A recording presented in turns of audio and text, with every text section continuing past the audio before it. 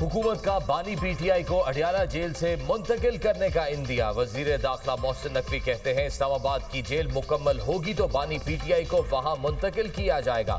Islamabad jail 2 माह में मुकम्मल हो जाएगी। जेल के अंदर तमाम तिब्बी सहूलियात मौजूद हैं। बानी पीटीआई को सजा इस्लामाबाद की अदालत से हुई, इस्लामाबाद जेल में ही मुंतकिल किया जाएगा।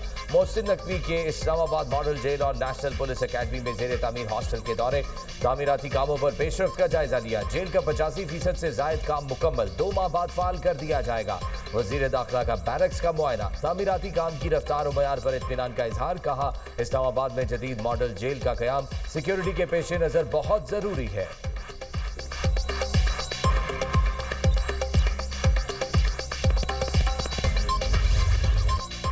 सेनेट इजलास, बानी पीटीआई की सेहत से मुतालिक अपोजिशन की करारदाद मुस्तरद। अपोजिशन का ईवान में शोर शराबा, प्रिजाइडिंग ऑफिसर शहादत आवान ने करारदाद मुस्तरद की। सेनेट में बानी पीटीआई की सेहत से मुतालिक गर्मा गर्म बहस, बानी की सेहत पर सियासत ना करें, 4 महीने गफलत की बात को बयानिया ना बनाएं।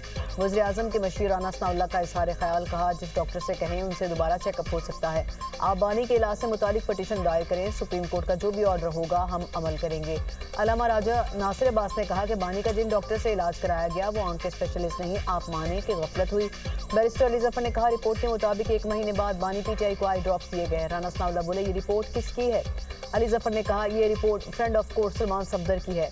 राना असना ने पूछा 2 दिसंबर को अपनी बहन से मुलाकात में बानी ने आंख की शिकायत क्यों नहीं की?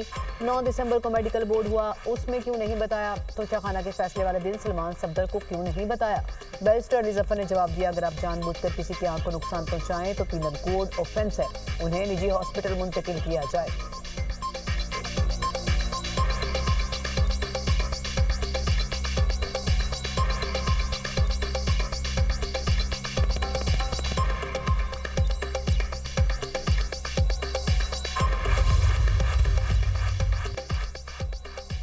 बानी पीटीआई को इलाज के लिए निजी अस्पताल मुंतकिल करने का मुतालबा। अपोजिशन लीडर महमूद अचकजई का कहना है बीमारी को नजरअंदाज किया जा रहा है। बानी पीटीआई की बिनाई जाने का कौन जिम्मेदार होगा? पार्लियामेंट आने वाली तमाम सड़कें बंद हैं। बैरिस्टर गौहर का कहना था पीटीआई अरकान को रोका जा रहा है, हम मामलात को सही समत में चलाना चाहते हैं।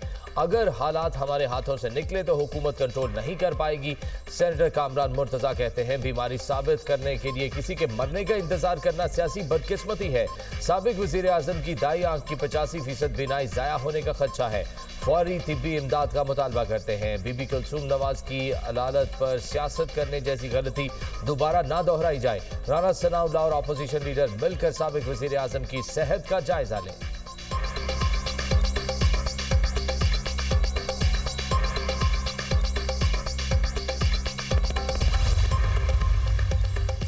बानी पीटीआई के इलाज से मुतालिक बयानात हकायक के मुनाफी हैं। उनको आंखों की शिकायत अक्टूबर में नहीं हुई, बानी की बहन ने मुलाकात में ऐसी कोई बात नहीं की थी।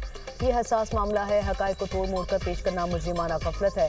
वफाकी वज़ीर तारिक फजल चौधरी कहते हैं कि बानी को तकलीफ जनवरी में हुई, जेल हुकाम और हुकूमत के कहने पर सिम्स हॉस्पिटल में इलाज हुआ, आंखों के बेहतरीन डॉक्टर्स को दिखाया जाएगा। सेनेटर इफ्नानुल्लाह ने कहा कि बानी पीटीआई ने कन्वेंशन सेंटर में तकरीर की और 2 तस्वीरें लगाईं। बानी पीटीआई ने नवाज शरीफ का मजाक उड़ाया, हम आपके लीडर को हॉस्पिटल लेकर गए और तमाम मुमकिन इलाज कराया, आपके साथ स्कोर सेटल नहीं कर रहे। पीटीआई ने कुलसूम नवाज की तबीयत नासाजी पर बयानिया बनाया, ऐसा बयानिया बनाया कि कुछ लोग हॉस्पिटल में कुलसूम नवाज के कमरे में चले गए। राना सनाउल्लाह पर दौरान कैद कीड़े छोड़े गए।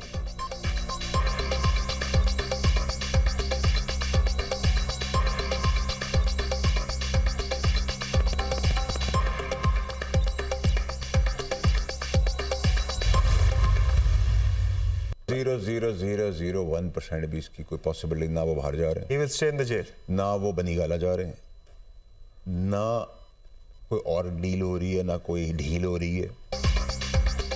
बानी पीटीआई से डील ना ढील। सेनेटर फैसल वावड़ा कहते हैं बानी तहरीक इंसाफ को बैरून मुल्क भेजा जा रहा है, ना बनी गाला शिफ्ट किया जा रहा है। Program tonight with Samar Abbas में गुफ्तगू करते हुए फैसल वावड़ा का कहना था हर कोई मैनेज्ड है, एक तरीके से -1 की तरफ बढ़ा जा रहा है और ये सब एक अरेंजमेंट के तहत किया जा रहा है जिसमें आज का एहतजाज भी शामिल है।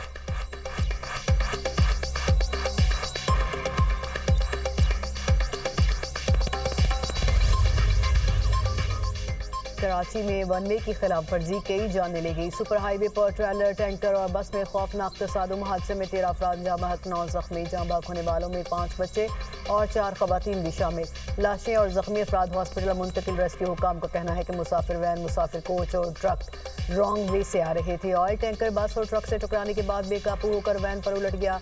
हादसे के बाद टैंकर से तेल सड़क पर बह गया। हादसा मुबैना तौर पर ऑयल टैंकर की ब्रेक फेल होने के नतीजे में पेश आया। पुलिस सर्जन डॉक्टर सुमैया कहती हैं कि 12 लाशें अब्बासी शहीद हॉस्पिटल लाई गई थी। सिर्फ एक की शनाख्त रफीउल्लाह के नाम से हुई। 11 लाशों की शनाख्त के लिए बायोमेट्रिक ले लिए गए। वज़ीर आज़म का कराची में ट्रैफिक हादसे पर गहरे दुख और रंज का इजहार। जाँ बहक अफराद के अहले खाना से इजहार ताज़ियत। वज़ीर आज़म की जख्मियों को बेहतरीन तिब्बी इमदाद फराहम करने की हिदायत।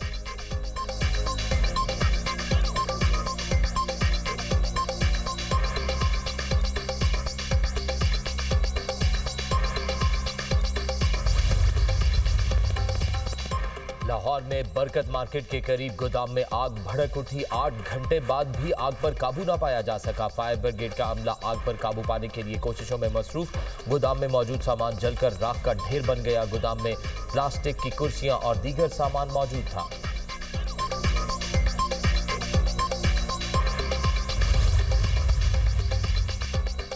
सोलर नेट मीटरिंग कवानीन में तब्दीली और अवामी दबाव। हुकूमत ने नेपरा को नए सोलर नेट मीटरिंग कवानीन पर नजरसानी के लिए खत लिख लिया। पावर डिवीजन ने नेपरा में नजरसानी दरख्वास्त दायर कर दी। ज़राए के मुताबिक दरख्वास्त के तहत सार्फिन के पुराने कॉन्ट्रैक्ट को तहफ़्फ़ुज़ दिया जाएगा। वज़ीर आज़म ने सोलर नेट मीटरिंग को नेट बिलिंग में तब्दील करने के मामले का नोटिस लिया था। वज़ीर आज़म ने पावर डिवीजन को नजरसानी दरख्वास्त की हिदायत की थी।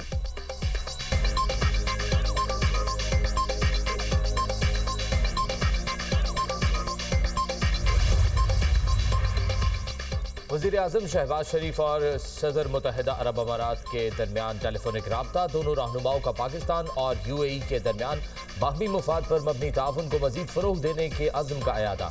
बाहमी दिलचस्पी के दीगर उमूर पर भी तबादला ख्याल। करीबी राब्ते में रहने पर इत्तफाक। वज़ीर आज़म का मुश्किल हालात में पाकिस्तान की मुस्तकिल और गैर मुतज़लज़ल हिमायत पर मुत्तहिदा अरब अमारात से इज़हार तशक्कुर।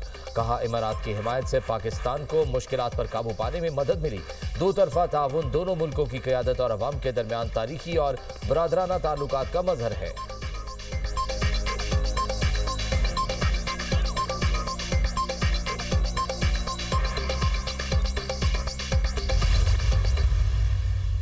हमने अल्लाह ताला के फ़ज़ल से 10,000 350 बच्चों की अल्लाह ताला के फ़ज़ल से जान बचाई है। दवाइयाँ हॉस्पिटल में पड़ी होती हैं, लेकिन मरीज़ों को ये क्योंकि बाहर साजबाज की होती है फार्मेसीज़ के साथ या लैब्स के साथ, तो उनको पेशेंट्स को ये कहा जाता है कि बाहर जाओ और फ़लाँ फार्मेसी से जो है वो दवाई ख़रीदो। जो पेशेंट्स सरकारी अस्पतालों में आते हैं वो बहुत अमीर पेशेंट्स नहीं होते। अगर उनके पास पैसा होता या उनके पास वसाइल होते तो वो अपने प्राइवेट हॉस्पिटल में जाके आराम से इलाज करा सकते थे, जैसे हम सब कराते हैं। उनके पास वो वसाइल नहीं होते। वो बहुत सरकारी हॉस्पिटल्स में खामियां। मरीम नवाज आवाम की आवाज़ बन गई। सेहत के शोबे में शफाफियत नागुज़ीर। गरीब आवाम की अद्वियात का पैसा करप्शन में खाने नहीं दूंगी। वज़ीर पंजाब का 2 टोक ऐलान। मरीम नवाज का MS और CEO से खिताब। कहा, हॉस्पिटल में अद्वियात इंसुलिन चोरी होती है। फार्मेसी वालों से साजबाज करके अद्वियात बेची जाती हैं। सरकारी हॉस्पिटल आने वाले लोग अमीर नहीं होते। बड़ी तादाद में डॉक्टर्स के ड्यूटी पर ना होने की शिकायत आती हैं। ड्यूटी औकात में डॉक्टर मोबाइल फ़ोन इस्तेमाल नहीं करेंगे तो क़यामत नहीं आ जाएगी। शिकायत आती हैं कि CT स्कैन MRI की मशीन ख़राब है। कोई चीज़ ख़राब है तो उसे ठीक कराया जाए ताकि मरीजों को दरबदर ना होना पड़े। सिक्योरिटी स्टाफ पर नज़र रखें। वार्ड्स में दाखिले के लिए वुरसा से पैसे लेते हैं। PIC में पता चला कि वार्ड बॉय पैसे लेकर सर्जरी लिस्ट में जल्दी नाम शामिल कराते हैं। मरीम नवाज का लाहौर में 1000 बिस्तरों पर मुश्तमिल एक और चिल्ड्रन हॉस्पिटल बनाने का ऐलान। कहा, किसी बच्चे की जान अब वेटिंग लिस्ट पर होने की वजह से नहीं जाएगी। डॉक्टर्स इंसानी ज़िंदगियां बचाने को अपना मिशन बनाएं। डॉक्टर्स मोबाइल के बजाय अपनी तवज्जो मरीजों पर दें।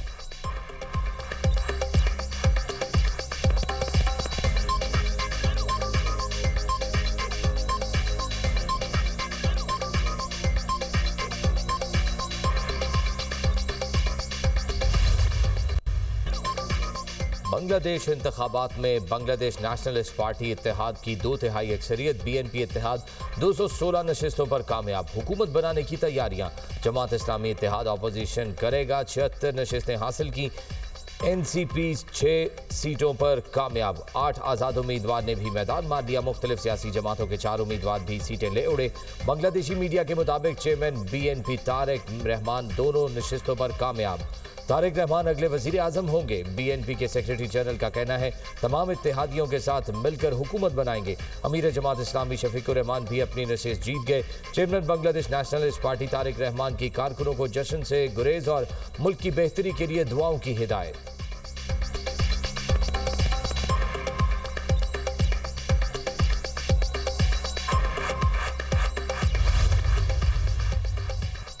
वज़ीर-ए-आज़म का बांग्लादेश नेशनलिस्ट पार्टी के चेयरमैन को टेलीफोन। तारिक रहमान को इलेक्शन में कामयाबी पर मुबारकबाद दी। वज़ीर-ए-आज़म का बांग्लादेश की क़यादत के साथ मिलकर काम करने के अज़्म का यादा। गुफ्तगू के दौरान बेगम खालिदा ज़िया का भी जिक्र। दोनों रहनुमाओं का करीबी राब्ते में रहने पर इत्तफाक। वज़ीर-ए-आज़म की तारिक रहमान को जल्द पाकिस्तान का दौरा करने की दावत। कहा पाकिस्तान और बांग्लादेश के दरमियान तारीखी बरादराना ताल्लुकात हैं। तारिक रहमान ने भी वज़ीर-ए-आज़म शहबाज शरीफ का बांग्लादेश का दौरा करने की दावत दी।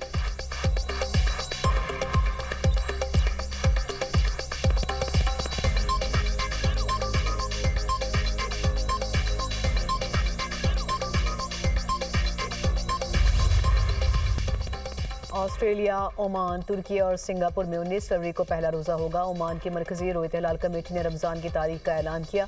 तुर्की और सिंगापुर ने भी रमज़ान मुबारक की आमद का ऐलान किया। ऑस्ट्रेलिया के ग्रैंड मुफ्ती ने रमज़ान की तारीख का बाज़ाब्ता ऐलान किया।